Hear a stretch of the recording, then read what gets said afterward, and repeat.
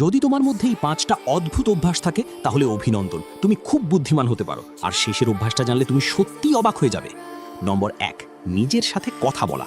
নিজের সাথে কথা বলা কোনো পাগলামি নয়, বরং এটি তোমার মনোযোগ বাড়াতে এবং চিন্তাগুলোকে আরও পরিষ্কার করতে সাহায্য করতে পারে। নম্বর 2, ছোটখাটো জিনিস ভুলে যাওয়া।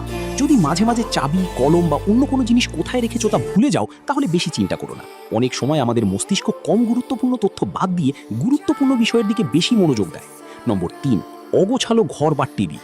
তোমার ঘর বা পড়ার টেবিল যদি একটু এলোমেলো থাকে তাহলে সবসময় সেটা খারাপ কিছু নয়। অনেক ক্ষেত্রে এমন পরিবেশ নতুন চিন্তা এবং সৃজনশীল আইডিয়া তৈরি করতে সাহায্য করে। নম্বর 4, রাত জেগে থাকা। অনেকেই মনে করেন রাত জাগা খারাপ অভ্যাস, তবে কিছু গবেষণায় দেখা গেছে কিছু মানুষ রাতে বেশি ভালোভাবে চিন্তা করতে এবং কাজ করতে পারে। নম্বর 5, একা থাকতে ভালো লাগা।